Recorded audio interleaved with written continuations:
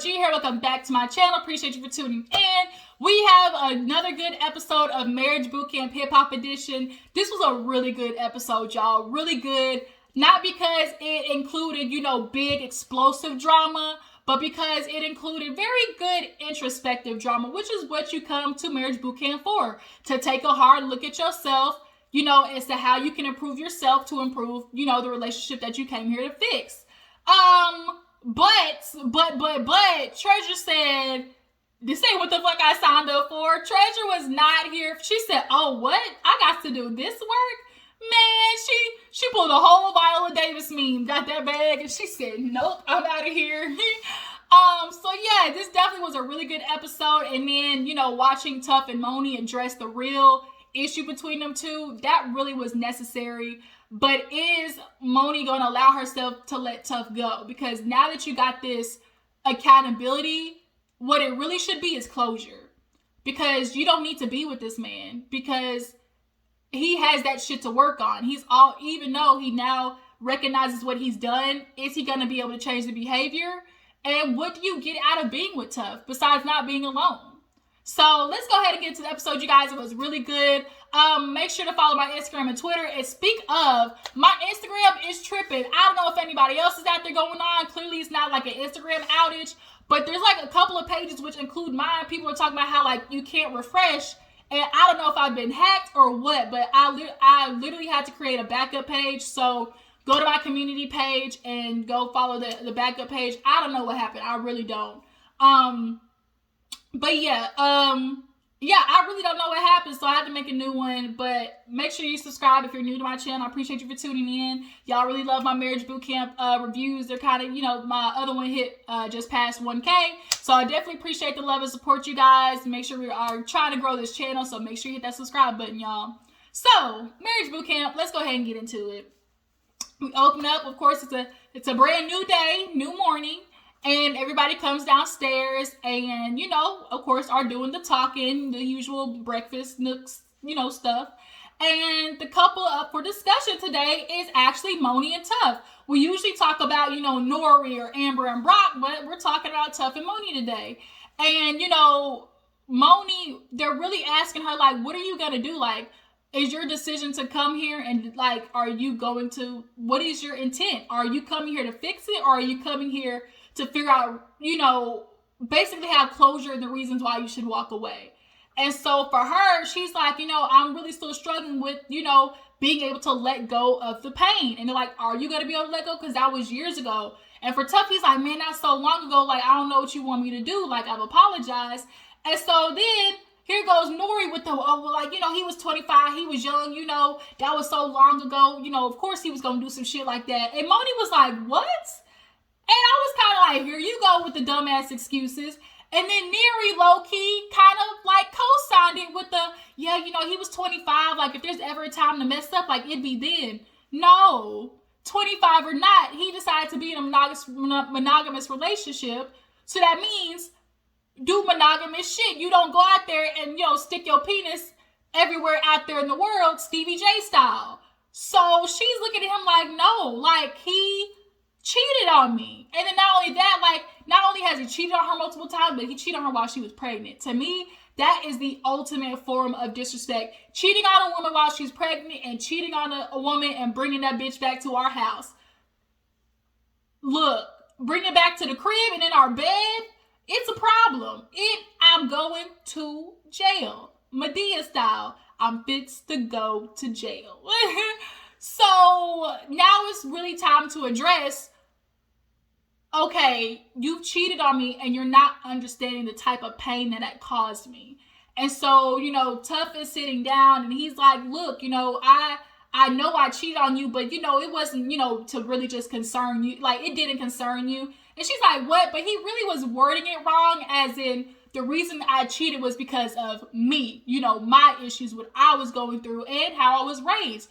And it was really good to see a man actually speak of how men grow up with this toxic, idea of traditionalism and this toxic masculinity of, shoot, if I take care of the house, if I take care of the bills, she gonna accept whatever behavior I give her. He said it was conditioned in him. His granddad did it, It wasn't foreign for, men back in the day to have, children and relationships across the railroad tracks. That's what they did.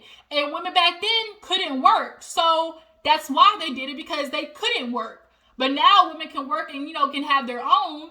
And that kind of evens the playing field, which is why a lot of men these days are complainers about, oh, she's so masculine. Oh, she want to be a man. I want to be a man because I want to make my own money. I want to be a man because I want to make decisions and how my life goes. Like, that's another discussion. But, he had to explain, that why I cheated didn't concern you. Yet, it did not concern her. It was with your own personal issues. But she had to deal with that collateral damage. And for you he felt like, well, shoot, where's she going? Like, we got a kid. Like, we in a relationship. I take care of whatever. Like, where's she gonna go? So it's like now you've robbed her of not only that security, but of making the decision to stay or not without the pain, And it just was really good for like a man to really sit back and realize like, oh shit, that's not good. Because now you have a daughter. And it sucks that men typically don't value women until they have a daughter and until they realize, oh shit, the behavior I've been treating my woman with, or the behavior I've been treating all the females that I've experienced in my life with was shitty. And now my daughter's looking at me for an example of what a man should be. And what examples have I given her? That's why I get so pissed off when I see these T.I. and Tinys and Rashida and Kirks, everybody's congratulating them for making it, 15, 20 years. But I'm like, look at the shit that they went through. And y'all want to sit there and be examples for y'all's kids. And it's like, what? T.I., damn well you would never truly want your daughters to get with a man like you, which is why you was over there checking Deja's hymen instead of... That's another video. I'm not ready to do that shit. I'm ready to go off on Tips Boosie supporting ass. Let me not do that. That's another video. I was about to go off, y'all. I was about to go in there. But Tuff finally was like, I'm sorry. I have to take accountability for the fact that I did that and that hurt you. And I have to now understand, like, that was conditioning for me. That was something that was, toxic behavior that I took upon myself. And you suffered, pain from that. And what a lot of men don't understand, for them it's always, well, I've apologized. That was so long ago. And it's like, yeah, that's so long ago. But for Monie and Tuff, what happens is they for their relationship is what happens with a lot of relationships, which is, yeah, the wound has healed, but there's a scab over it. The scab is a part of the healing process. And the wound might be covered up, but if you're still doing those little inklings of things that, correlate to the bad behavior, you're basically picking at the scab. Like, okay, if you cheated on me, from now on, when you go out, you text me when you land, you text me when you get to the club, you text me when you headed home. Like, you are updating to make her feel reassured. That is the work you now have to do.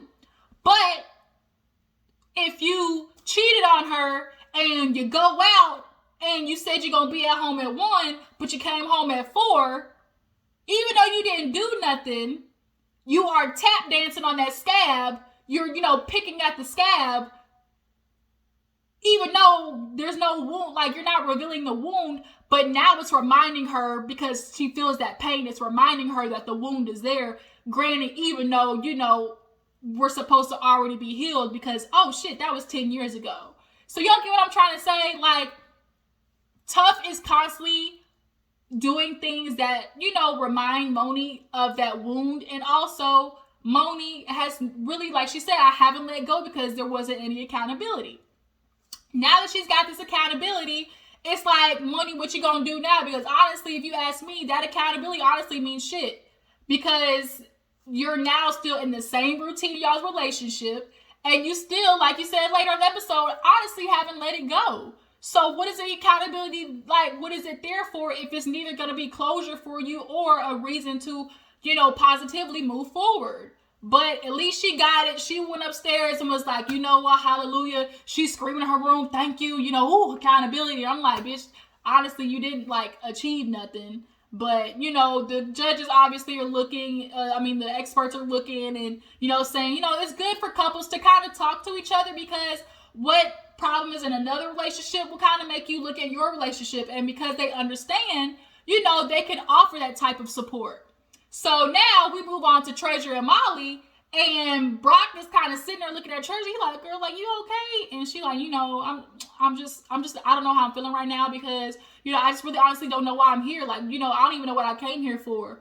And Molly's like, I don't know what that's supposed to mean. Like, what you mean you don't know what you came here for? And so she kind of gets up, and Brock and everybody else and Amber, they start trying to figure out like what she mean. And because they're still under the impression their relationship, they're like, oh, you know, maybe she's saying like she doesn't know like what you're trying to achieve here, or, you know, maybe she doesn't know like that you're for real in the relationship. Like, they're trying to like basically throw something in the wall and see if it sticks, not knowing that she's about to come back and say, you know, she about to blow the roof off. Because when she came and sat back down, she's just like, you know, I just really not feeling like myself, you know, and I came here with you, Molly. I don't even know what I'm here for. Like, what are we supposed to be doing here? He was like, what did he say? He was like, oh, she's like, I didn't even know why you brought me here. And he was like, I didn't bring you here. You chose to come. And she was like, you know what? I did choose to come. You know why I chose to come? Because I was coming here, you know, to help you. You wanted to get your public appearance better. You were trying to make yourself look better. And I was trying to build, you know, my career. First of all, what career, Treasure? I love you, boo-boo, but what career? You ain't rapping. I don't see you nowhere on Instagram. Like, I ain't seen you on Love and Hip Hop in a minute. What career? But secondly, you know, Molly, we all know he got that case about him like either like prostituting girls or like drugging them and having them sleep with people like in his house. It was one of those. So now Molly all of a sudden is boo-boo the fool. He's stuck on stupid. What are you talking about? Well, that's not what we came here for. She was like, oh, really not? She was like, not really. Like, we didn't come here to, you know, just try and make ourselves look good or whatever. And so now it makes sense why every time they got into an argument, why you say negative shit about me? I'm trying to make you look good. I'm always trying to make you look good. I know you trying to attack me, make me look bad, coming to me with negative shit. Now it's making sense.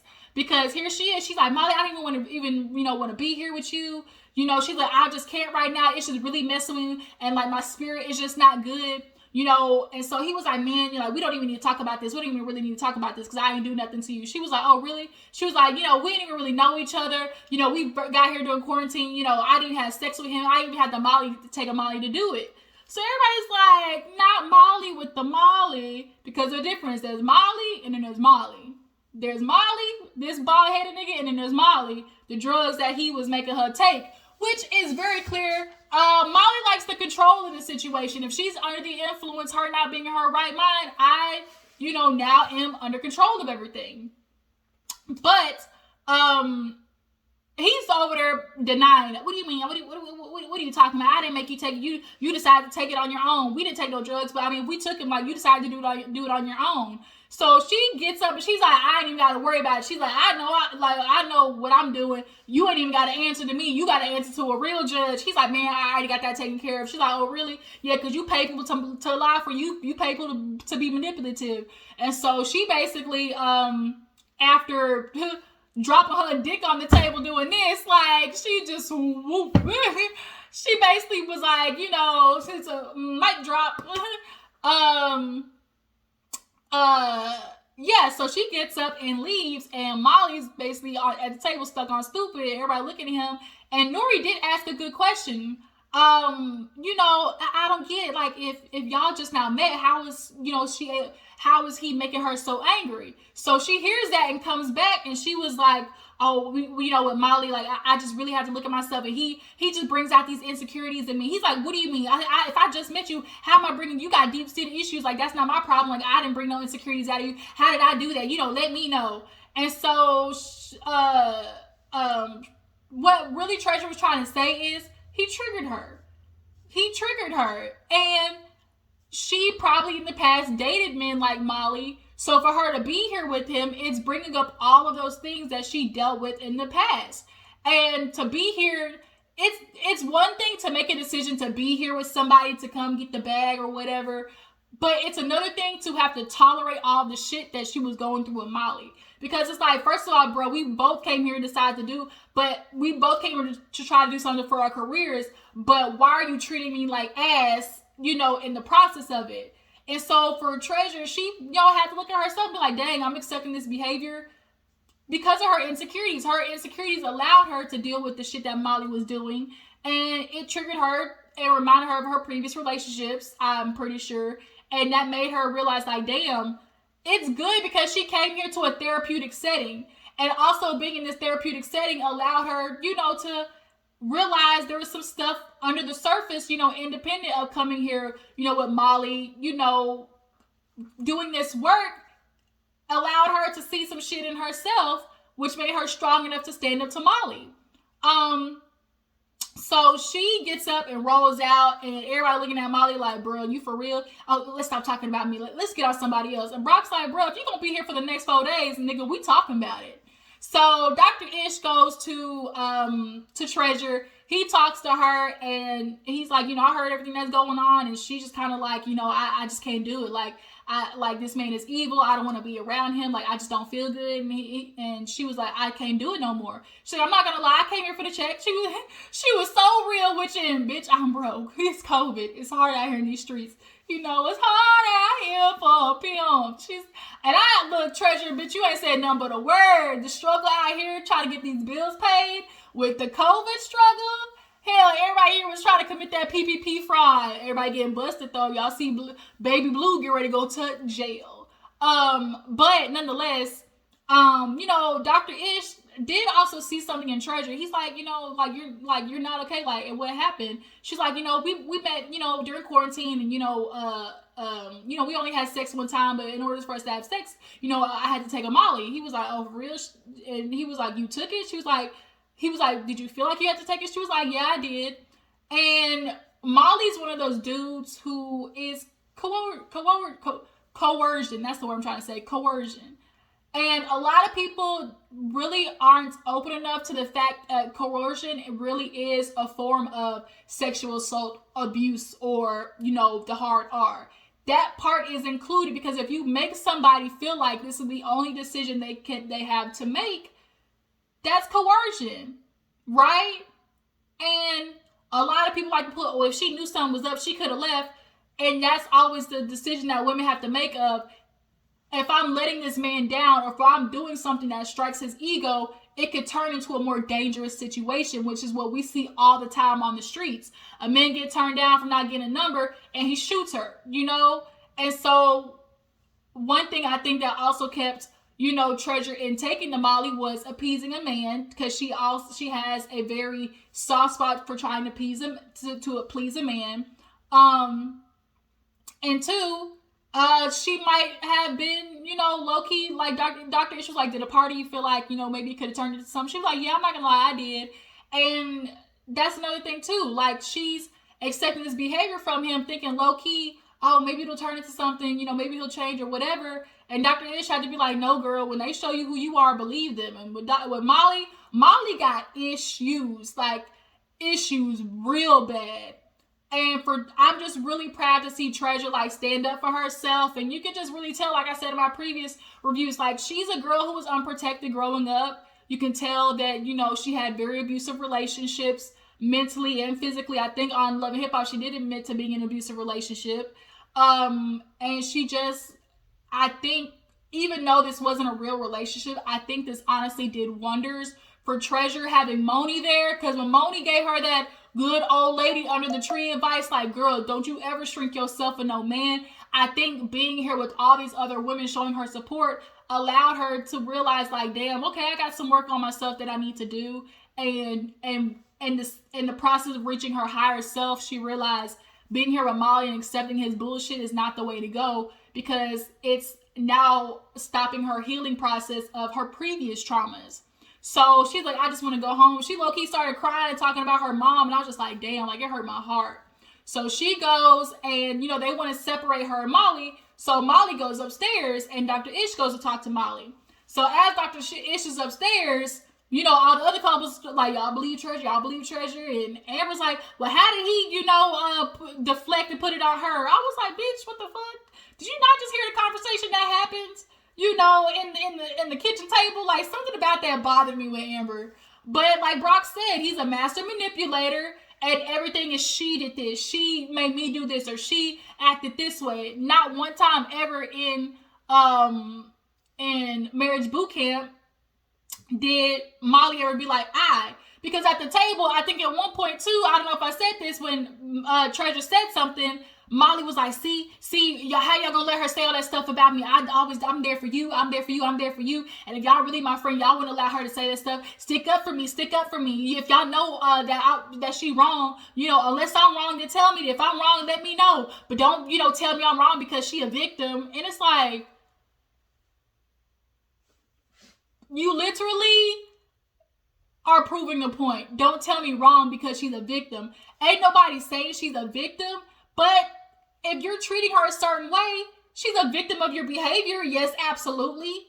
But Molly got issues, y'all. And he's always about, well, tell me if I'm wrong. But then he keeps talking to avoid somebody actually being able to say something to him. He always is talking. He does not really truly listen.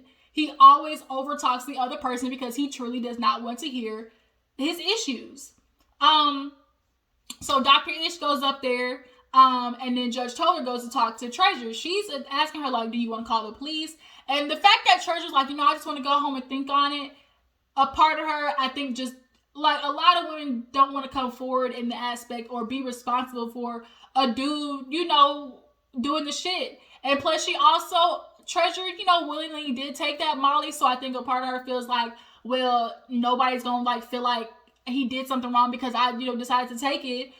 But at the end of the day, like, you were done wrong. If he made you feel like you couldn't, like, had to do it, like, that's a problem. And that just goes to kind of show you how protective women are of men who do fucked up stuff. But she ends up leaving, and Dr. Ish holds, Molly in the room. Here he come talking to Molly like, bro, y'all ain't even real. No, Dr. Ish, we are a real relationship. Like, we met, we was talking back and forth. I was helping her with music and everything, And he was like, you not a real relationship. He's like, you said verbatim, we were together a year. And she said verbatim, on and off for 4 years. That's my boyfriend. I love him. That's not the truth. That is the truth. We were talking, He kept dancing around it, especially when Dr. Ish was like, that's a lie. He was going to hold him to saying that's a lie.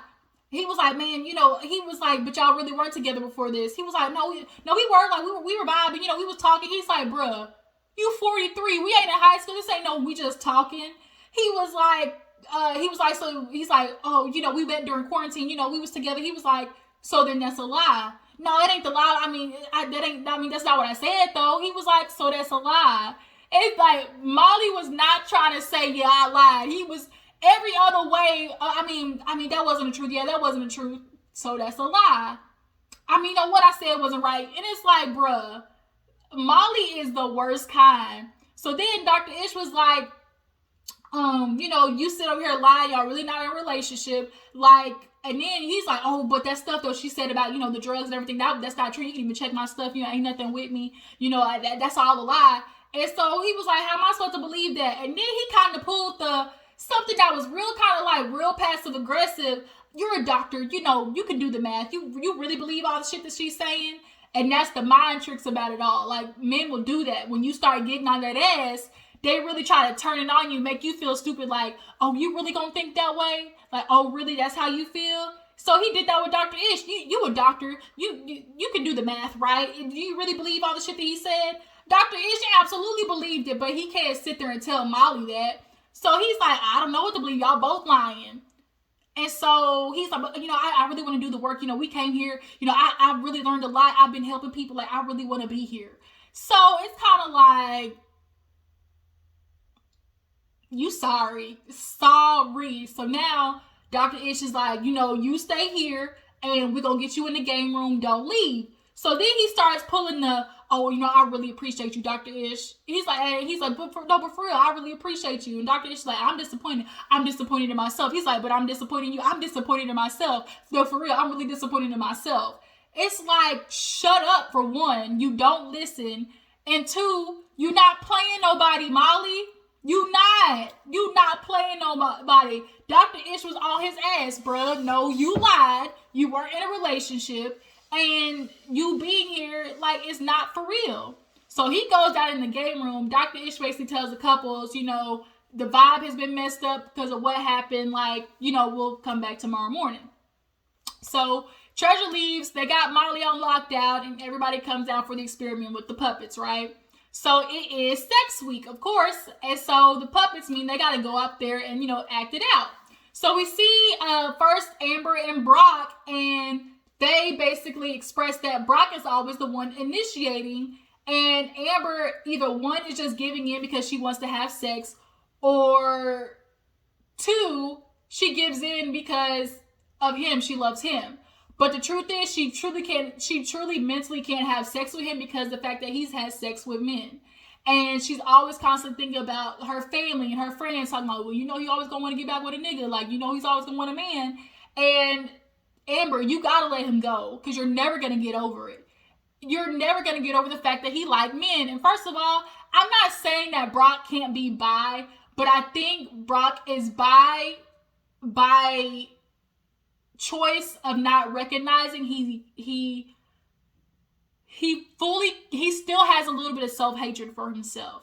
Like, I think he would be with a man, genuinely. I genuinely do think he would be with a man, but he can't allow himself to go there out of feeling that shame for himself and shame from the rap community because he is, you know, in the hip hop community. So he, you know, backtracks, he backpedals and pussy pops, okay? And he gets with a woman, even though he truly wants to be with a man, I think. But he gets with a woman to try to feel that slight acceptance of, you know, people around him. And Amber does not help with the fact that you are with him because, one, you don't want to start another relationship. And two, you don't want him to go nowhere. Like, y'all been together since high school. Like, it's got to stop at some point. So, you know, like Dr. Ish said, y'all are going to have to be just you. You can't, you know, consider everybody else. And, you know, they asked, okay, would you be with him? Oh, no, how much does everybody else's opinions play in y'all's relationship? And Brock was like 200%. He's like, if she didn't listen to them 24/7, we'd be engaged by now. She was like, no. He was like, no. She was like, no. And that really makes you think, Amber, you truly can't get over the fact that he like niggas. It just is what it is. The minute he's on top of you, you thinking, and then Tuff, I saw what you was doing. He said, you see how he started with Amber. He said, you know, he saw he ate the booty. And Monie was like, well, he was like, you see, he started with the booty. I saw what you was trying to say there, Tuff. You ain't slick. But nonetheless, Brock, you need to walk away from Amber. And Amber, you need to understand you're never going to get over the fact that he's had sex with men. And she's like, I just don't want to be the dumb bitch. But guess what? You're going to be the dumb bitch if you stay with him. Like, that's what's not clicking for you, Amber. If you stay with him, you're going to be the dumb bitch. Like, why not walk away? If you don't want to look dumb, then walk away. So then we move to Monie and Tuff. She's into the sex with him, but she isn't into the fellatio of it all. Because when you go down on a man, that's a very subservient position. You know, that's a very, you know, serving position to him. He don't deserve it. Monie's like, all I can think of is I put my mouth on this dick. A bitch mouth was probably on it not too long ago, right? And not only that, do you deserve me, you know, kind of having some type of humility about myself, some type of, being able to, you know, put myself in a serving position to you. Like, do you deserve that? A lot of men don't think about how, like, okay, a woman doing that is a very, you know, submissive position to be in, right? So that's why, you know, with Martell and Melody, that's a huge thing.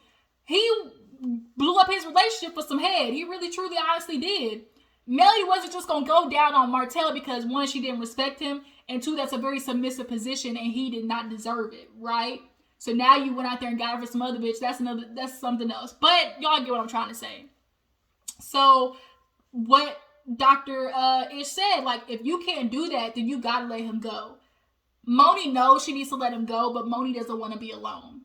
She doesn't want to start over. That's the thing for women. They don't want to have to start over. So I'd rather stick with the devil I know than go out there and risk myself and be hurt anyways again. If I'm going to be hurt, at least if I get hurt by this person, I can expect it, right? Ooh, there's a piece of plastic in my eye and it's killing me. It has been here for the longest. I cannot get it out. And that's why I'm blinking, because it's like literally in my eye. So then we move to Nori and Miri. Y'all, Neri's a little freak-a-leak, basically. She a freak-a-leak. She a freak-a-leak. And Nori just sitting there. And so Dr.Ish like, this how it always is? She like, yeah. And I think Nori's insecure about his little, muffin top body. That's all it is. Okay, decline. Everybody be calling me all the time when I'm recording. I think he's a little insecure. But he does love, serving Miri. He loved getting down there and eating the box and eating the booty like groceries.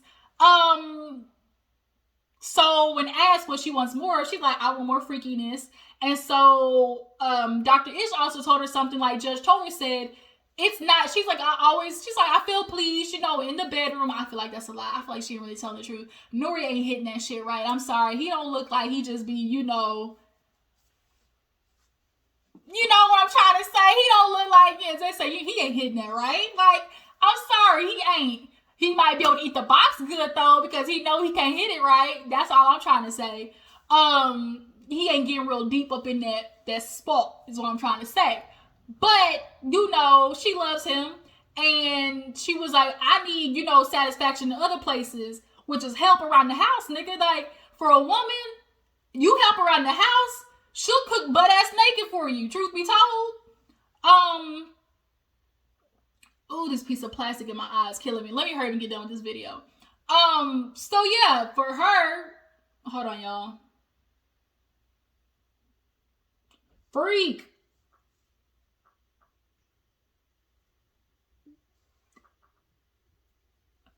Woo. I gotta get this piece of plastic out of my eye, y'all. What was I gonna say? So for Nori, it's like she needs help somewhere else, and she needs to tell him verbatim what she needs. So what was that? Miri, Monie, yeah, bro, because the other ones left.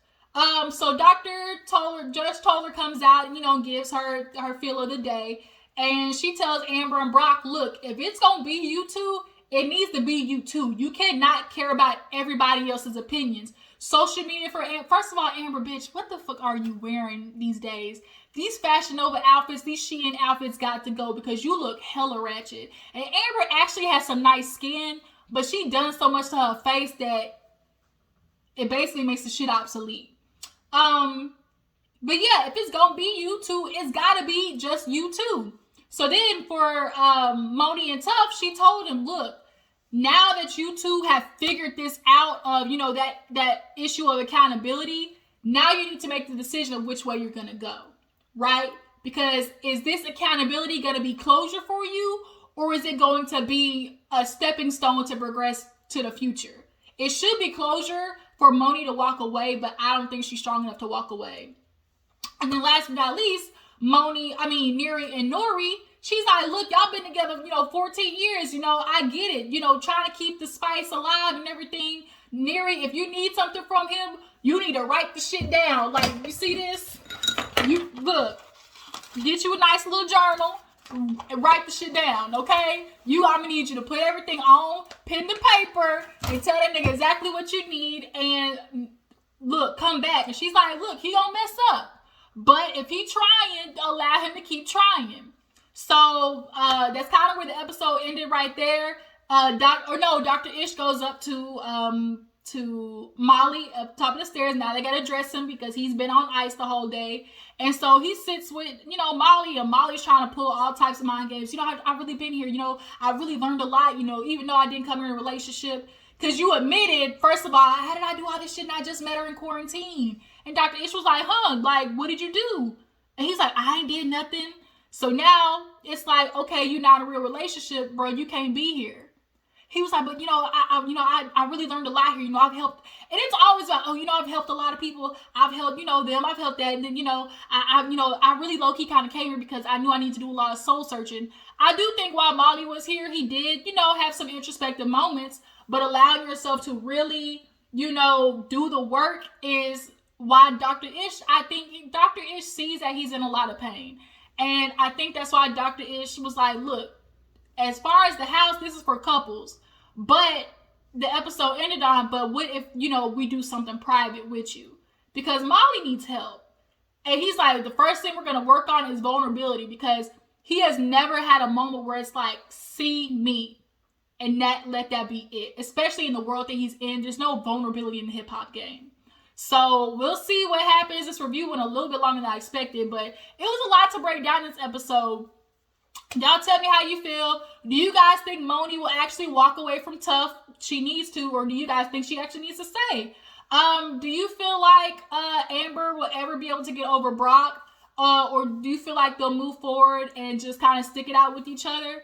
As far as Molly and Treasure go, do you guys feel like Treasure, what do you feel like made, besides coming for the money, what do you feel like made Treasure, you know, try to do this with Molly? I appreciate y'all for tuning in. Make sure to follow my Instagram and Twitter. Like I said, I got a new Instagram. Go to my community page and get the link. And I will catch you guys later. Bye.